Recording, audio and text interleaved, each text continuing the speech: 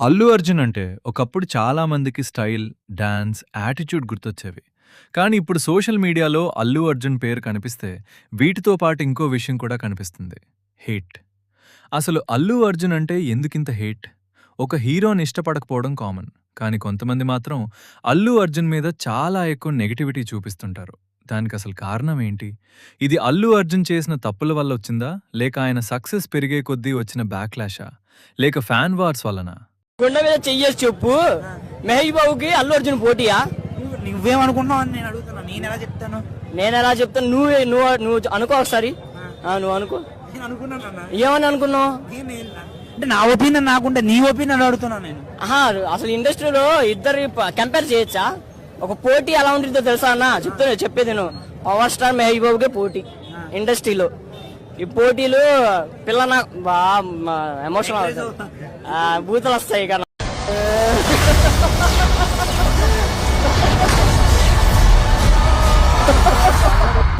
We're going to need a miracle.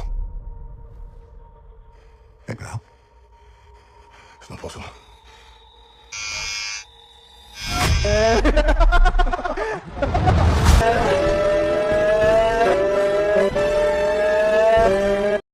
అందరికీ మనసే ఇస్తనురా, సొగసు నీకిస్తనురా, సొగసు నీకిస్తనురా.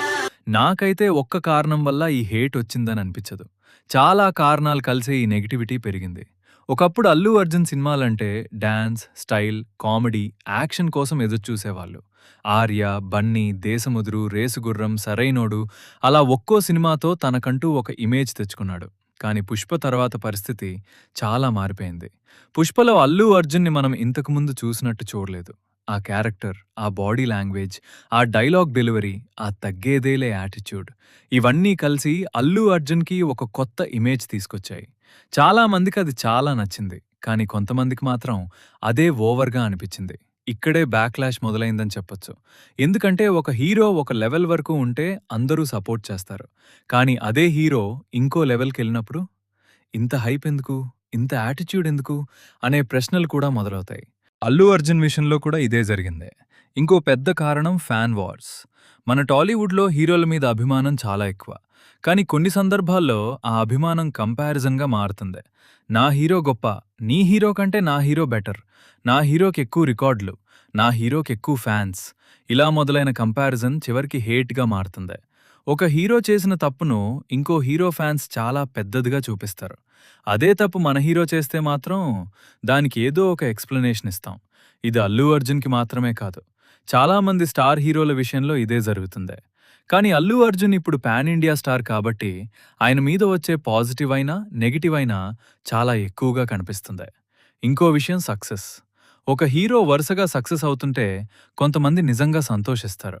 అదే సమయంలో ఇంకొంతమందికి ఇంత హైప్ ఎందుకు అనే ఫీలింగ్ వస్తుంది. పుష్ప తర్వాత అల్లు అర్జున్కి నేషనల్ లెవెల్లో గుల్లో గుర్తింపొచ్చింది. అవార్డులొచ్చాయి, ఫ్యాన్ బేస్ పెరిగింది, బ్రాండ్ వాల్యూ పెరిగింది. దాంతో ఆయన చేసే ప్రతి చిన్న విషయం కూడా పెద్ద విషయంగా మారిపోయింది. ఒక ఇంటర్వ్యూలో చెప్పిన మాట, ఒక ఈవెంట్లో చేసిన పని, ఒక వీడియో, ఒక ఫోటో ఏదైనా సరే సోషల్ మీడియాలో వైరల్ అయితే దానికి ఒక్కొక్కరు ఒక్కో అర్థం తీసుకుంటారు.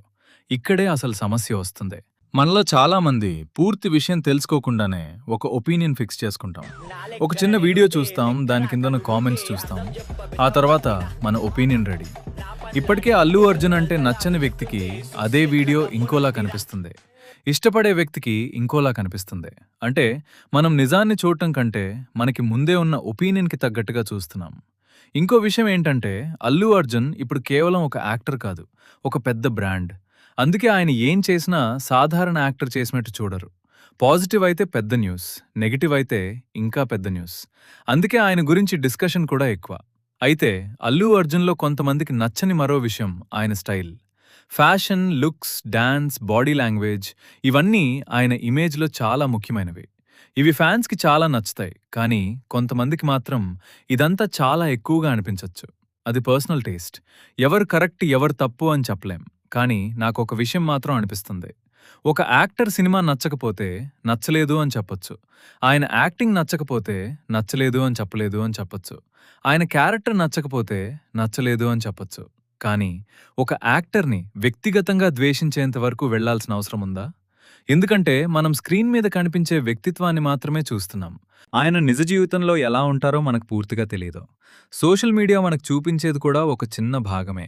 అదే మనం గుర్తుపెట్టుకోవాలి.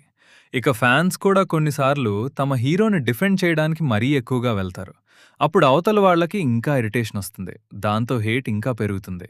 అంటే హేట్‌కి హేట్ ఫ్యూయల్ అవుతుంది. ఒకరు అల్లు అర్జున్‌ని ట్రోల్ చేస్తారు. మరొకడు ఇంకో హీరోని ట్రోల్ చేస్తారు. మళ్ళీ ఇంకొక ఫ్యాన్ బేస్ వస్తుంది. చివరికి అసలు సినిమా గురించి మాట్లాడటం ఎక్కడ మొదలైందో కూడా మర్చిపోతాం. అందుకే నా దృష్టిలో అల్లు అర్జున్ మీదున్న హేట్‌కి ఒక కారణం లేదు. పుష్ప తర్వాత వచ్చిన ఇమేజ్ ఉంది. సక్సెస్ వల్ల వచ్చిన బ్యాక్‌లాష్ ఉంది. ఫ్యాన్ వార్స్ ఉన్నాయి. కొన్ని కాంట్రవర్సీలున్నాయి. కొంతమందికి ఆయన స్టైల్ నచ్చకపోవచ్చు. కొంతమందికి ఆయన పర్సనాలిటీ నచ్చకపోవచ్చు. మరికొంతమంది ఇంకో హీరో ఫ్యాన్స్ కావచ్చు. ఇవన్నీ కలిసే ఈ నెగటివిటీని పెంచాయి. కానీ ఒక విషయం మాత్రం నిజం. అల్లు అర్జున్ని ఇష్టపడేవాళ్లు ఎంతమందున్నారో అదేవిధంగా ఆయనని ఇష్టపడని వాళ్ళు కూడా ఉన్నారు. అంటే ఇప్పుడు ఆయన టాలీవుడ్లో ఒక పోలరైజింగ్ స్టార్. మీకు నచ్చొచ్చు, నచ్చకపోవచ్చు. కానీ ఆయనని ఇగ్నోర్ చేయడం మాత్రం కష్టం. అదే ఒక స్టార్ పవర్. ఇప్పుడు మీతో ఒక ప్రశ్న. మీకు అల్లు అర్జున్ ఎందుకు నచ్చడు? పుష్ప తర్వాత వచ్చిన యాటిట్యూడ్ వల్లనా? ఫ్యాన్ వార్స్ వల్లనా? సోషల్ మీడియాలో కనిపించే కాంట్రవర్సీల వల్లనా? లేక అసలు ఆయనంటేనే మీకు నచ్చదా? మీ కారణం ఏదైనా కామెంట్లో చెప్పండి. కానీ ఒకటి మాత్రం గుర్తుపెట్టుకుందాం. హీరోల కోసం మనం ఎంతైనా డిబేట్ చేయొచ్చు. కానీ వాళ్ళ మధ్య మనం కొట్టుకోవాల్సిన అవసరం లేదు. సినిమాని మాని సినిమాలాగా ఎంజాయ్ చేద్దాం. హీరో నచ్చితే సపోర్ట్ చేద్దాం. నచ్చకపోతే నచ్చలేదని చెప్పేద్దాం. కానీ హెయిట్‌ని మాత్రం ఎంటర్‌టైన్‌మెంట్‌గా మార్చుకోవాల్సిన అవసరం లేదు.